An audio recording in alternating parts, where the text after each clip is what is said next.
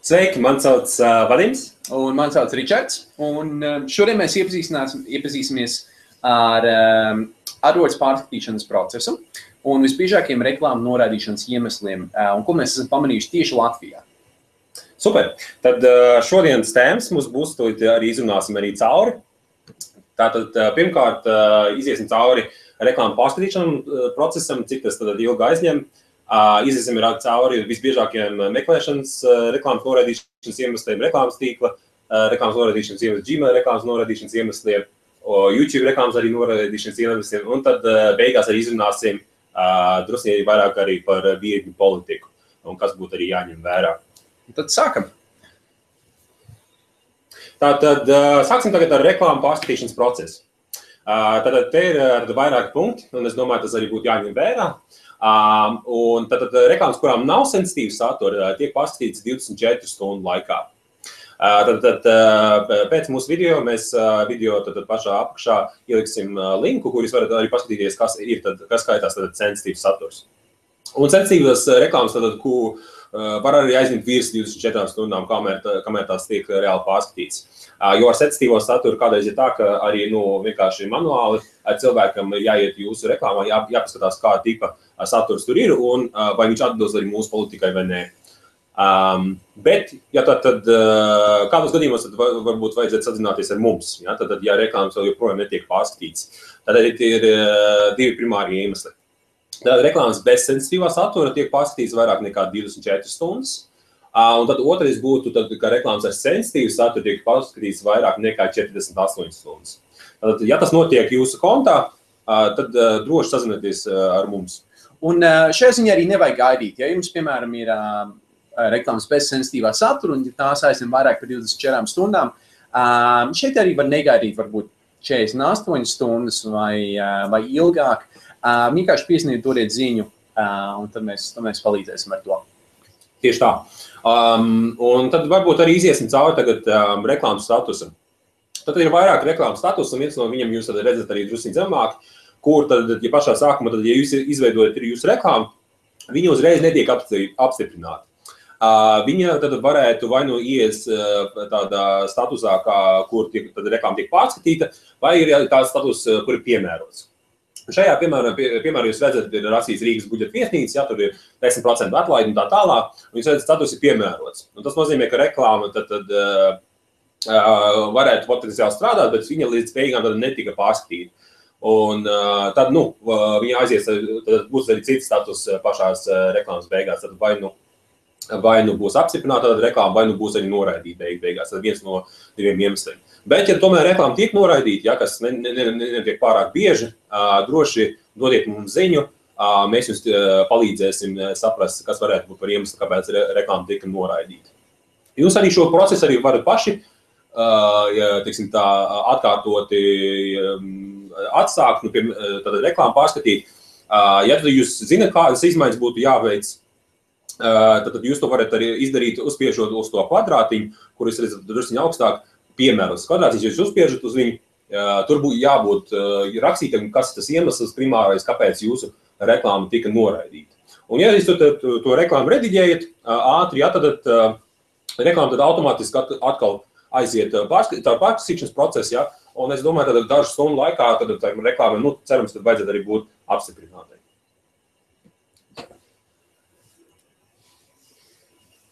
Tātad visbiežākie meklēšanas reklāmu noraidīšanas iemesli. Tātad tas, ko mēs esam novērojuši Latvijā, viena no pirmajām lietām būtu redakcionālā politika. Tātad visbiežāk mēs redzam punktuācijas kļūdas.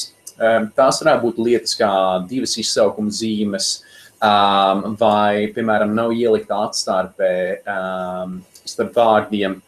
Tātad tieši kā tiek izmantot šīs pieturzīmes arī. Tad nākamais punkts ir viens URL katrai reklāmu kopai. Šajā ziņā būtu viens gala URL. Tātad viena reklāmu kopai katrai reklāmu kopai ir savi atslēgvārdi. Tātad sistēma vienkārši mēģina darīt tā, lai specifiski atslēgvārdi nodītu uz specifisku URL. Ja jūs reklamējat vairākus domēnus, vairākus URL, mēs, par kuriem varat ieteikt to sadalīt atsevišķos kontos, bet, ja tā nav opcija, tad vismaz atsevišķās reklāmu kopās. Tad nākamā problēma, ko mēs esam pamanījuši, ir lielo burtu lietojums. Tātad ir dažas reklāmas, kur vienkārši cilvēki ir rakstījuši tikai ar lieliem burtiem. Tad mums ir ļoti svarīga reklāmas kvalitāte un kā šī reklāma ir rakstīta, lai viņa nebūtu tāda, kas izceļās nepareizo iemeslu dēļ. Un tad nākamais punkts ir telefona numurs reklāmas tekstā. Tātad daži reklamētāji, kas varbūt nav dzirdējuši par reklāmu paplašinājumiem, uzreiz liek telefona numuru reklāmas tekstā. Un dažos gadījumos reklāmas var tikt neapstiprinātas. Ko mēs iesakām šajā gadījumā, ir izmantot zvanu paplašinājumus, tāpēc, ka tieši no šiem paplašinājumiem viņi arī ir izmantojami. Tātad, ja cilvēki skatīsies, ieraudzīs reklāmu no mobilās ierīces, viņi varēs uzspiest uz reklāmas un piezvanīt jums pat taisno. Un viņiem nekas nav jākopē. Tad nākamais punkts ir zīmola politika. Tātad šeit ir atšķirības ar atslēgvārdiem un reklāmām.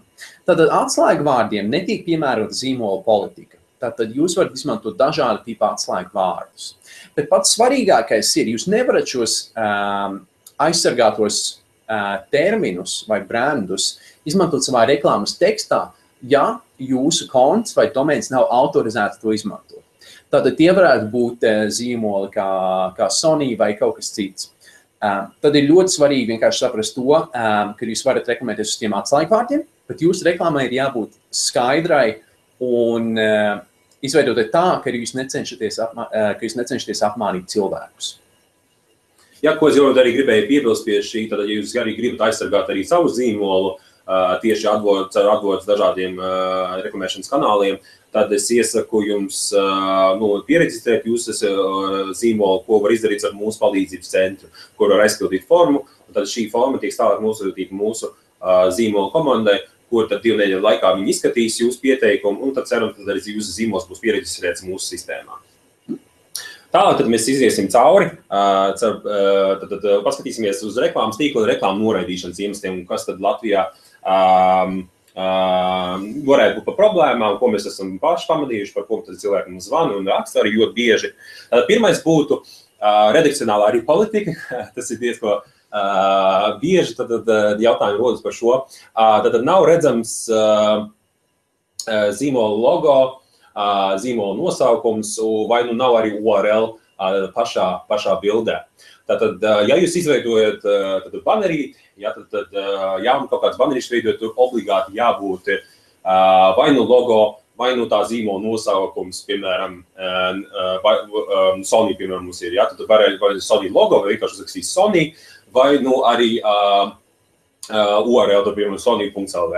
Tad tam jābūt ir uz pašu banerīšu. Kāpēc? Tāpēc, ka ja cilvēks redz banerīti kaut kādā vietnē, iedomājieties, tad viņš skatās uz to banerīti, un viņam vajadzēja tam lietotājiem zināt, uz kurien tad viņš beigās aizies. Uz kādu vietni viņš aizies. Tad vai nu tas ir Sony vietni, vai nu tas ir, es nezinu, to Samsung vietni, viņam jāzina, uz kurien viņš iet. Tad tāpēc arī tā politika, redakcionālā politika domāt tam, lai cilvēks zinātu, uz kurien viņš iet, un lai viņu pasargātu arī beigās. Tad nākamais varbūt, kas mums ir tad vairāk arī rodas jautājumi, ir HTML5 augšupielādēšana. Tad, kā varbūt jūs zinat, Flash reklāmas drīz jau vairs nevarēs augšupielādēt iekšā AdWords kontos, un tāpēc vienīgā iespēja būs tagad ielādēt HTML5 banerīšu. Tas ir domāts vairāk tam, lai tad pātrinātu, teiksim tā, lai uzlabotu lietotāju pieredzi, tad ar lapām, jo tad laps, ļoti daudz lapas izmanto to HTML5 formātu, un tad arī būtu arī loģiski izmantot arī HTML5 banerīšu, lai arī tam lietotājiem tā pieredze un tā lapa arī ātrāk ielādētos, piemēram, mobilajā ierīcē, vai datorā. Tāpēc tāpēc arī tiek izdomāts, ka vajadzētu arī HTML5 banerīšu izmantot, un Latvijā varbūt mēs vēl neesam pieraduši izmantot HTML5 banerīšu un kā tos vajadzētu veidot, bet visas specifikācijas un kā to veidot, tas ir atrodams palīdzības centrā, tāpēc es arī iesaku jums izmantot palīdzības centru, vairāk skatīties kādas specifikācijas, kādus kas būtu jāņem vērā, ja, jo HTML banerīši var veidot dažādos veidos, un daudz lietas arī nevar izmantot tieši iekšā atvodas konts, ja, kad veido HTML5 banerīši. Tāpēc es iesaku, ka iziet cauri palīdzības centram, un ja kas arī zvanīt, tad mums par šo. Un vēl viens komentārs, tāda HTML5 formāts ir ātrāks un ir daudz labāka funkcionalitāte. Tad viena lieta, ko atcerēties, kaut arī jūs neizmantojat AdWords, un parasti jūs izmantot, piemēram, Flash veidojot banerus, Chrome vairs neatbalstīs Flash iespējamību pašā Chrome internetu pārlūkā. Tātad viņš būs Flash baneri parādīsies ļoti limitēti. Tātad tas arī ir saistoši, ja jūs, piemēram, veidojat kampaņas, kas būtu citos kanālos savā ziņā.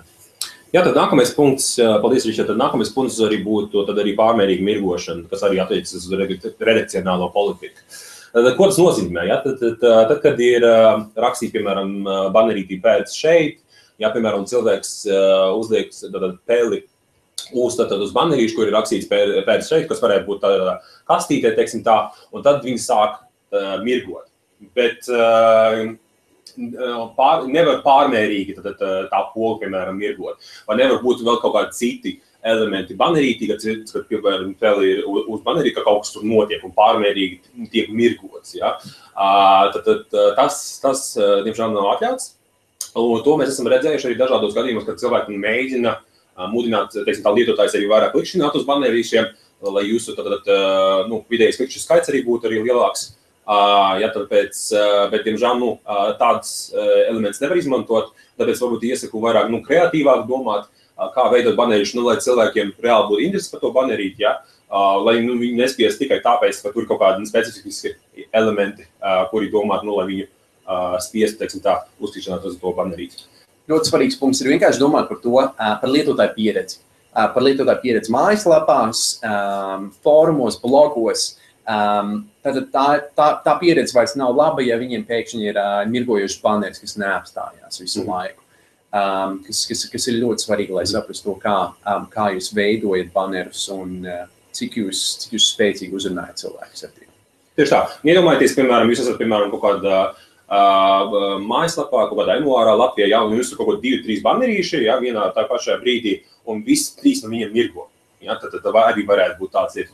Tāpēc arī, pieredzes ziņā, ja, mirgošanas elementi varētu būt, bet viņas nevar pārmērīgi lietot baneru reklāmās. Un tas mums noved pie nākamā punkta, par ko jau mēs runājām, par uzmanības piesaistīšanu. Jā, tad nākamais punkts ir šokējuši, godīgi sakot, saturs. Kādu tipu šokējuši saturs tad varētu būt? Tad, piemēram, Latvijā, kas tagad ir vairāk aktuāls, ja, ir vasaras sezonas, ja, un vairāk arī cilvēki spēlē tagad, piemēram, paintball, ja, airsoft un arī citas spēles, ja, un kur cilvēkiem gribās reklamēt šo iespēju Latvijā, ka cilvēks varētu izierēt airsoft, piemēram, laukumu, un tad gribētu arī uzlikt kaut kādas ļoti interesantas banerīšas. Bet tajās banerīšos mēs gribam parādīt airsoft, piemēram, ieroči. Jā, lai mudinātu, teiksim, tā cilvēku, kas uzspēj uz baneru un arī pasūtīt vienas stundas, teiksim, tā sesiju, paspēlēt airsoft drusci. Bet, diemžēl, tādu saturu nevar parādīt gan banerīšos, gan arī mājaslapās. Tad nekādu tipu ieroči nevar rādīt. Jā, jo tas skaidrs kā šokējošs saturs, bet ir arī citas, protams, vairākas varbūt lietas, kas varbūt saistīts vairāk ar medicīnisko aprūpi, ja, tad kur arī nevar rādīt, kā dakteris varbūt, nezinu, kaut ko dara ar savu pacientu. Jā, un tāpēc... Jā, tas pat vairāk arī lietas kā asinis vai vārdarbība.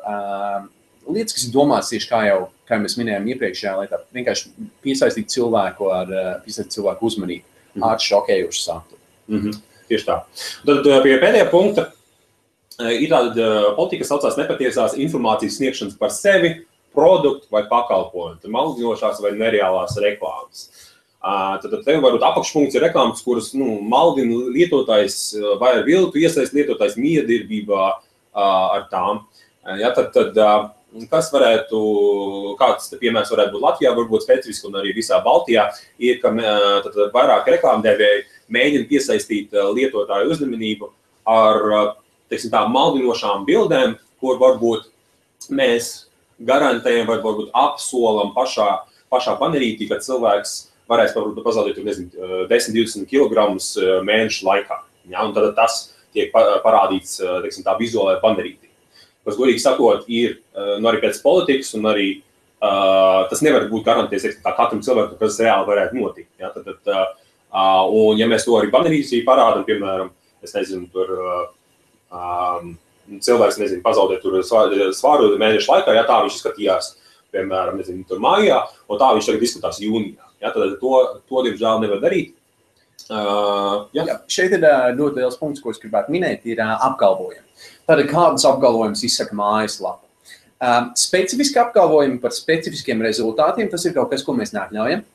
Kā jau arī Vadims minēja, piemēram, zaudēt 10 kg 2 nedēļu laikā vai kaut ko tam līdzīgi. Tad šis jau ir specifisks apgalvojums par specifiskiem rezultātiem. Un kā mēs zinām, ir ļoti daudz un dažādi cilvēki, un ne visiem cilvēkiem šis specifiskais rezultāts būs. Tad arī šis cilvēks var iet atpakaļ pie jums un teikt, bet jūs man apsolījāt, jūs veicāt šo, jūs teicāt, ka tas tā notiks. Tātad specifiski apgalvojumi, tas ir kaut kas, no kā mēs ieskam izvairīties. Jūs varat veikt vispārīgu apgalvojumu, ka tas var, kad jūs varat zaudēt svaru. Bet jums ir jābūt atsaucē. Tad arī atsauce vai atruna par to, kad rezultāti var izmainīties atkarībā no cilvēka. Tad būt ļoti atvērtiem ar to informāciju, ko jūs piedāvājat cilvēkiem, un lai viņi saprot, uz ko viņi, teiksim, pierakstās, ja viņiem ir jāpierakstās, vai kādi ir, godīgi sakot, tie noteikumi un kādi ir rezultāti. Vienmēr tāds ieteikums, ko mēs iesakām, ir vairāk fokusēties varbūt uz pašu procesu, kā tas notiek, un mazāk varbūt fokusēties uz kaut kādiem specifiskiem garantētiem rezultātiem. Un tad vienkārši uzrunāt cilvēkus ar lietām, ko jūs darat un ko jūs piedāvājat. Tieši tā, jā, es piekrītu. Tieši tas, ir vairāki, protams, elementi, kā jūs varat reklamēt jūsu sevis vai pakalpojumu, teiksim tā, jūsu mājaslapā, jā, un garantēt nevar, bet var pastāstīt, kā tas notiek, jā, tad tas ir atļaus, protams.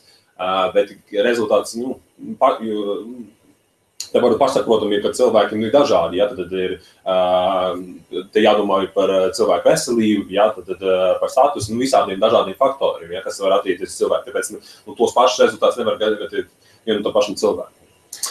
Jā, un pēdējais punkts arī šī ir viena no tādām visinteresantākajām, kā saka, politikām, ko mēs arī izdarīsim, mēs ieliksim saiti zem video, kur būs mazliet vairāk informācija par to. Jā, tad mēs varam doties tālāk uz nākamo sadaļu. Ja? Tā, visbiežākie Gmail reklāmu noraidīšanas iemesli. Tātad, kā jau mēs minējām, tātad redakcionālā politika, punktuācija. Un šeit ir ļoti specifiska lieta, ko mēs esam pamanījuši Gmail reklāmās, ir izsaukuma zīme Gmail virsrakstā. Tātad tas būs tas, ko, piemēram, cilvēks redzēs Gmail sadaļā. Tad izsaukuma zīme vai izsaukuma vai jautājuma zīme nebūs atļauta. Tātad pašā virsrakstā. Un tad tālāk arī pašās reklāmās tieši tas pats princips kā ar meklēšanas reklāmā. Lielo burtu lietojums, arī tieši par ko mēs runājām, skatoties meklēšanas reklāmām, tātad lielos burtus lietot tikai tad, ja, piemēram, jums ir kaut kāds zīmols, kurā ir lielie burti, bet citos gadījumos tas nebūs pieļaujams. Jā, ko varbūt arī Latvijā mēs arī redzam, ka tad, ja mēs izmantojam mūsu URL, piemēram, ja es nezinu, tur kaut kādu, ja mēs gribam izcelt vairāk to URL, ja tad daudzi reklāmu devēji tad mēģina to uzrakstīt URL ar lieliem burtiem. Ja, tad varbūt arī specifiski, ja tas URL arī, varbūt tikai 3-4 burti, ja, tad tas URL, un tāpēc arī te būtu vienīgais, variants, ko reklāmu devēji domā, kā es varētu, varbūt, to vairāk arī izcelt, un tas būtu ar lieliem burtiem, bet, diemžēl, tad, to nevar darīt pēc politikas. Tad reklāmai ir jāpiesaista uzmanība, bet ar pareizajiem iemesliem. Tad nākamais punkts ir Gmail reklāmām ir papildus politika, kas attiecās uz sensitīvu saturu. Tad tās var būt finansiālā politika, tā varētu būt politika par interesēm. Tāda tipa lietas, kad, piemēram, jūs nevarētu rādīt reklāmu, kas uzrunā cilvēkus tādā veidā, ka jūs kā zināt personīgo informāciju par viņiem. Jo Gmail reklāmas strādā galvenokārt pēc atslēgu vārdiem. Tātad šeit ir jābūt ļoti uzmanīgam, jāizlasa šī ekstra politika. Pēc tām atšķirās no parastā reklāmas tīkla politikas. Jā, jo uz katru reklāmas tīklu mums ir, teiksim, tā sava politika, vairāk vai mazāk, jā, un uz Gmail specifiski ir papildus vienkārši politika, kuru būtu jāņem vērā un atrodama Gmail palīdzības centrā. Tad sadaļā, kur ir sadaļa par reklāmām, kur ir rakstīts, ja kāda tipa reklāmas, tad var tikt rādīts Gmail, teiksim, tā sfērā. Un es jums ļoti iezīmēju tam cauri, jo nesanāk tā, ka, piemēram, jūs tagad sāksiet veidot tos banērus, bet beigās jums tā reklāma netiks, diemžēl, apstiprināta. Jā, tad virzīsimies tālāk, Ričard, un es domāju, iziesim cauri mūsu pēdējiem risinājumiem. Tas būtu YouTube reklāmas. Jā, un kādi būtu tie visbiežākie YouTube noraidīšanas iemesli, ko mēs esam pamanījuši Latvijā, bet ne tikai Latvijā, bet arī Igaunijā un arī Lietuvā. Tad pirmais būtu arī satriecošs saturs. Varbūt, Ričard, tu vari vairāk izstāstīt par šo? Jā, šajā ziņā varbūt mēs viņu varētu saukt par šokējošu saturu. Tieši tāpat, kā mēs arī runājam par reklāmas tīkla reklāmām. Šajā gadījumā es esmu redzējis, piemēram, reklamētājs, kas reklamē teiksim, YouTube kanāls, kur viņi spēlē video spēles. Un tur, piemēram, ir vardarbība, asinis, šaušana, tādas tipa lietas. Un kaut vai tās ir video spēles, politika tāpat to ņem vērā. Tad šajā ziņā ir jābūt ļoti uzmanīgiem to, ko jūs rādat tieši šajās reklāmās. Tieši tā, bet arī varētu būt, protams, arī ne tikai video spēles, bet arī citas lietas, ja, kuri tad šokē lietotāji, un tad būtu tādi, wow, tiešām, vai tad tas varētu notikt. Tad mēģināt vairāk piesaistīt uzmanību, kā mēs arī teicām vairākas reizes, ja tad ne tikai tādu saturu, kur cilvēkam var, kā vardarbība, arī citas lietas, asins un tā tālāk, to visu, diemžēl, tādas vizuālajā sfērā, ja, piemēram, YouTube un arī banerīšos, ja, tad to, diemžēl, izmantot nevar. Jā. Nākamais punkts. Ļoti līdzīgs par to, ko mēs jau apspriedām. Tāda nepatiesa informācijas sniegšana par sevi, produktu vai pakalpojumu, tāda maldinošas vai nereālas reklāmas. Tieši tie paši punkti. Šajā ziņā skatoties, kas tiek parādīts reklāmā, par ko iet runa, arī kas notiek mājaslapā. Šeit vienkārši jādomā, tāpēc, ka YouTube video ir mazliet daudz, jūs varat padot daudz vairāk informācijas nekā tikai vienkārši ar banēru. Bet politika ir tieši tāda pati. Jā, varbūt viens no tādiem piemēriem, kas varbūt ir vairākas pamanāms nevis Baltijā, bet varbūt citos tirgos, tas būtu, ka mēs, ir kaut kāda specifiska reklāmdevēja, kur jūs varbūt, varētu nopelnīt mēnešu, 2 mēnešu laikā 1000 eiro, piemēram. Ja? Tas ir garantēts arī. Ja? Tad, ja jūs pieskaties kaut kādai programmai, tas tiek reklamēts YouTube, ja? Tas ir, reāli sakot, maldinoša reklāma, jo tur ir specifiski kritēriji, ja? Kā tos 1000 eiro varētu nopelnīt. Un tie, beigās nav garantēti, ja? Bet pašā reklāmā ir teiks, ka tas ir garantēts, ja?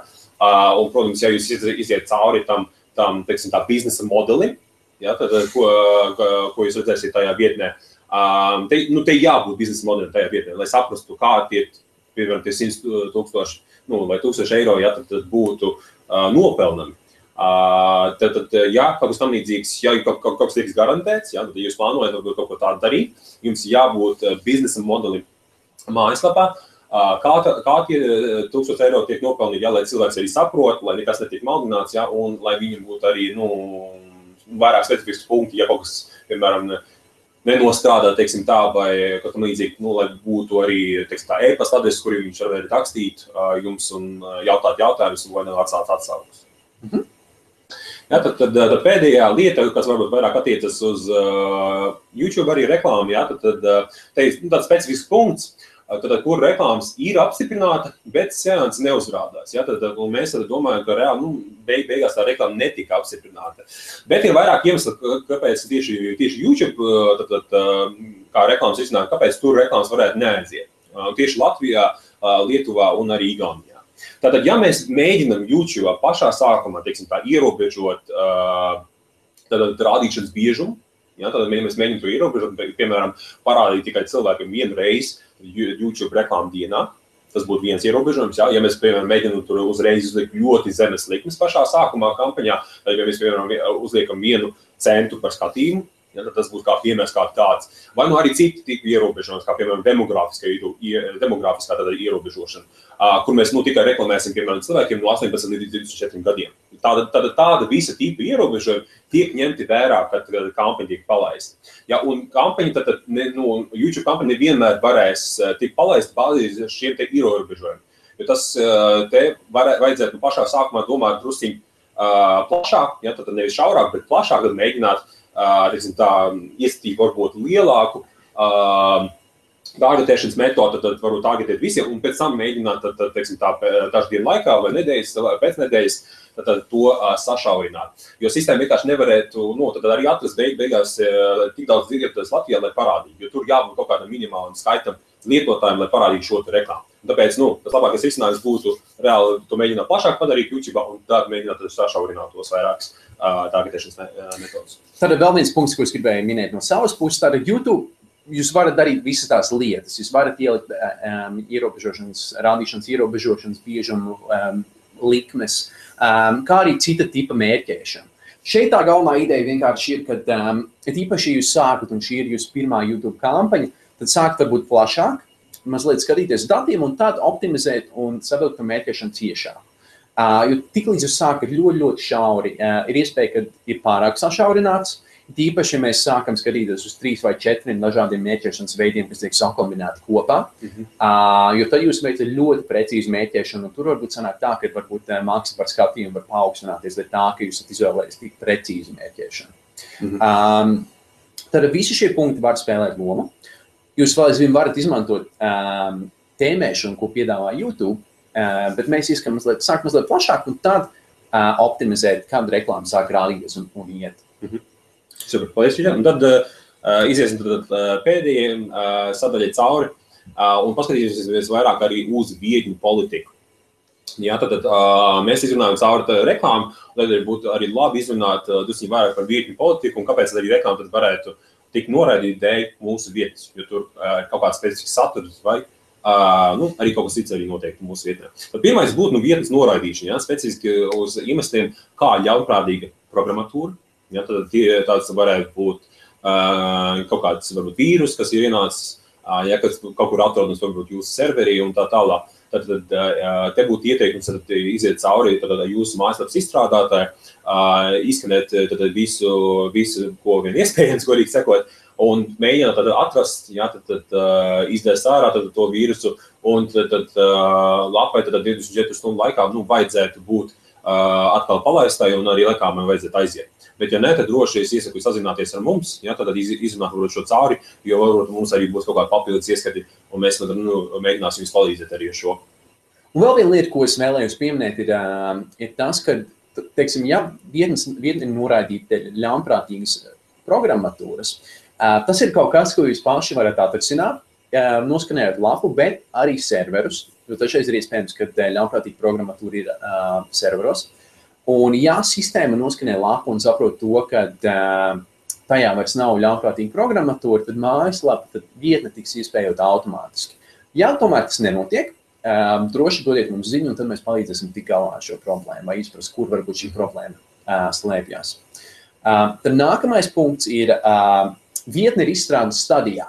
Tad mēs esam redzējuši to ļoti bieži, kad, teiksim, reklamētājs ir izveidojis mājaslapu, uztaisīs jau AdWords kontu, bet mājaslapa vēl nav līdz galam palaista. Tad tiklīdz jūs uztaisat AdWords reklāmas, sistēma noskanē reklāmas un noskanē arī mājaslapu, lai saprast, ka šīs reklāmas kaut kur novērt. Tā vietā, lai jums nebūtu, kas saka, jāmaksā par klikšķiem, kas noved uz nekurien, vienkārši vietne tiek apstādināta vai noraidīta. Šādos gadījumos, tiklīdz jūs mājaslapu vietne ir pilnībā gatava, droši kontaktēties ar mums vai aizpildiet formu, un tad šī vietne tiks pārskatīta. Un ja viņi strādā, tad viss notiks. Jā, viss vajadzētu aiziet, jā, tieši tā. Ko es vēl gribēju pieminēties, jūs varat šo formu arī aizpildīt šo veidlapu, aizpildīt mūsu palīdzības centrā. Ja, tad būs specifiska sadaļa, kur rakstīts mana vietne, tad nestrādā, un tur būs tāda apakšsadaļa, kur būs rakstīts, kur būs tāda forma, kur varēs aizpildīt un nosūtīt mūsu pieprasību pārskatīt jūsu vietni, lai reklāma tiktu atkal palaist, un arī vietni tiktu, teiksim, tā atkal palaist un apstiprināt. Ja, tad nākamais punkts, varbūt, kas ir arī tieši arī, vietas noraidīšana, ja, kas vairāk attiecas uz to, tas būtu, ja jūs veic kaut kādas izmaiņas jūsu vietnē, ja, tad vai mājaslapā uzreiz, vai kaut kādā specifiskā sadaļā, jūs veicat kaut kādas ļoti lielas izmaiņas, piemēram, jūs, gribat integrēt Google Maps, Google karti, ja, tad vai kaut ko citu jūs mēģināt integrēt kaut ko iekšā, ja, un tad sistēma saprot, ka kaut kas nestrādā.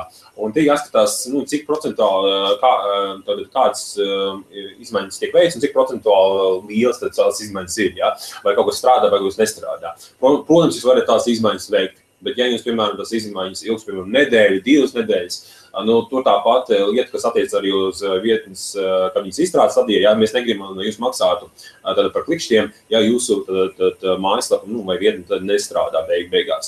Jo tas ir ne tikai šķērēt jūsu naudu, bet tas ir arī pasliktina lietotāju pieredzi. Tad nākamais punkts būtu ierobežot piekļuvu saturam.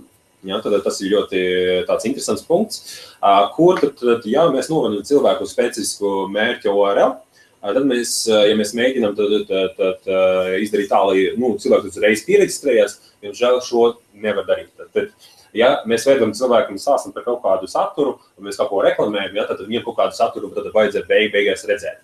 Nevis tā, lai būtu, kur viņi vajadzētu reģistrēties, ja, lai to saturu pēc tam arī redzētu beigās. Ja. Un otrs punkts arī būtu tas, arī, ja mēs mēģinām pateikt cilvēkam, atstājam mūsu savu e-pasta adresi, un tikai tad mēs te parādīsim, piemēram, es nezinu, kaut kādu rakstu vai video vai kaut ko tādu. Te varbūt piemērs ļauj man tev pateikt, kā iemācīties, es nezinu, izdarīt šito un šito, ja. Un tad atstāj man savu e-pasta adresi, un tad tu varēsi ieraudzīt šo video, ja, tad mūsu mājaslapā. Diemžēl tāda tipa reklamēšanas arī nav atļauts izmantot. Ja, tad, ja mēs kaut ko reklamējam, tad šitam saturam vajadzētu būt jūsu vietnē, jābūt pieejamam uzreiz.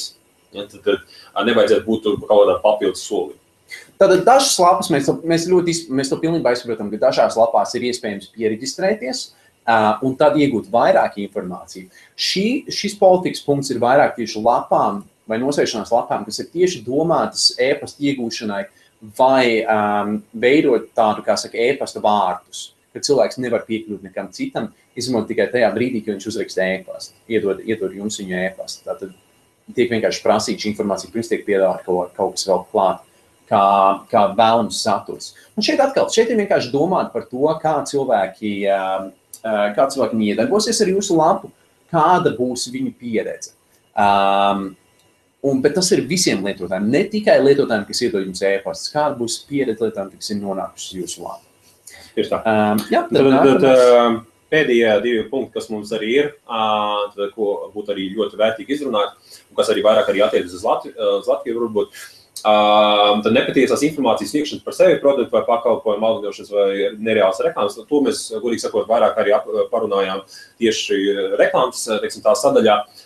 Bet tas, protams, arī attiecas uz saturu, ko mēs arī izrunājam, ka nevar garantēt specifiskas lietas, ja, tad tieši satura ziņā, un ka arī, ja jūs arī mēģināt kaut ko garantēt, tur vajadzētu būt arī atrunai. Ja, tad te jāskatās specifisku politiku un specifiski, kāda tipa satura jūs izmantojat. Ja, tāpēc te varbūt vairāk nebūtu jāiedziļināt, es varbūt iesaku vienkārši piezinīt mums un varat izrunāt šo te specifisko politiku cauri, ja, tad, ja tas attiecas uz jums, tad mēs mēģināsim arī jūs palīdzēt arī izietam cauri. Un tad pēdējais punkts būtu veselības aprūpe un medikamenti. Tad mums ir specifiska politika, ja, tad, kur var izmantot un arī nevar izmantot kaut kāds specifisks medikaments, ja, bagātinātājs un tā tālāk. Kādus medikamentus var izmantot reklamēšanas mērķiem, ja, un kādus nevar, to jūs varat visu atrast palīdzības centrā, jo tur ir ļoti daudz dažādu medikamentu, ko varētu un nevarētu izmantot, un te jāskatās arī uz katru valsti. Tad, piemēram, varbūt vienu lietu var reklamēt Latvijā, otru lietu, šo pašu produktu nevarētu reklamēt Anglijā, tur vai Vācijā, vai kaut kādā citā valstī. Un te jāskatās uz visiem tipu produktiem, ko jūs reklamējat jūsu vietnē, un arī jāskatās, kur jūs mēģināt šo šos te produktus reklamēt, piemēram, Amerikā un tā tālāk. Un tas pats arī attiecas, piemēram, uz tādām lietām kā zobārstniecība, ja, tad, ja jūs esat kaut kādā dakteris un piedāvājat savus pakalpojumus, ja, tas arī attiecas uz jums, jo tas ir veselības aprūpes pakalpojumi, tas ir tā apakšsadaļa ja, no šīs politikas, kur mēs arī kur varbūt specifiskās valstīs jūs varat reklamēt, tad veselības aprūpes pakalpojumus, un kaut kādās citās valstīs jūs nevarat. Te būtu jāiziet cauri, jo tā politika ir ļoti ekstensīva, es būtu teicis. Jā, tātad šajā situācijā ir jāskatās uz recepšu, bez recepšu medikamentiem. Viņi abi tiek kontrolēti, un šeit ir jāskatās, kurā vietā jūsu produkts ietilpst. Kā jau Vaļņš arī minēja par medicīnas procedūrām. Dažās valstīs medicīnas procedūras vienkārši nevar reklamēt. Piemēram, Baltijas valstīs to var darīt, bet ir bijuši gadījumi, kad reklamētājs vēlās reklamēties Krievijā, tieši medicīnas procedūras, bet pēc Krievijas politikas medicīnas procedūras nevar reklamēt. Tātad atkal katrai valstī ir mazliet citādāka politika, kas arī atbilst lokālajiem likumiem. Bet šeit arī ļoti uzmanīgi jāskatās. Mēs arī ieliksim saites uz palīdzības centru, kur jūs varat atrast mazliet vairāk informācijas. Pēdējā lieta, ko es vēlēju ieminēties, ir, ja jūs varat reklamēt, teiksim, šajā piemērā aptieku, kas nepiedāvātu zāles internetā, bet vienkārši kā informācijas lapu, kas novestu uz pašu, kā saka, aptieku adresi. Kas saka, cilvēks var aiziet pats un apskatīties. Tiklīdz sāk iet runa par produktu pārdošanu internetā, tad es ieteiktu būt ļoti, ļoti uzmanīgiem un izpētīt šo medicīnas un medicīnas produktu politiku ļoti padziļināt. Kā arī, ja tomēr nav skaidrība, droši zvaniet vai rakstiet, un tad mēs arī palīdzēsim tik skaidrībā. Tieši tā. Tad, jā, tas arī būtu viss uz doto brīdi. Es domāju, ja jums rodas kaut kādi jautājumi par reklāmas pārskatīšanas procesu vai par kādiem specifiskiem reklāmas risinājumiem, kāda politika varētu būt tur, es jums iesaku piezvanīt, izrunāt varbūt cauri. Mēs personīgi nevaram garantēt, ka, piemēram, jūsu vietne var tik reklamēt. Ja? Beigās tad ir arī vairāk faktoru, uz kuriem tad mēs skatāmies, un mūsu sistēma skatās, kamēr tik dota beigās tā atbilde, vai jūsu reklāma varēja tik palaist vai ne. Bet droši, ko es varu iesaku darīt, ir vienkārši eksperimenta veidā palaist reklāmu, paskatīties vispār, vai tā reklāma tiks palaista vai ne. Tad būs rakstīts, ja būs apstiprināta, tad viss ir ok, tad ir super. Ja ne, tad varbūt es iesaku vienkārši iziet cauri politikai, atbildes palīdzības centrā un arī zvanīt mums. Katru darbu dienu no 10 līdz 3 uz 800 4371. Jā. Tad liels paldies, ka pievienoties šajā tiešais seminārā. Un ceram, jums ir tālāk un liels paldies un jauka dienu. Atā.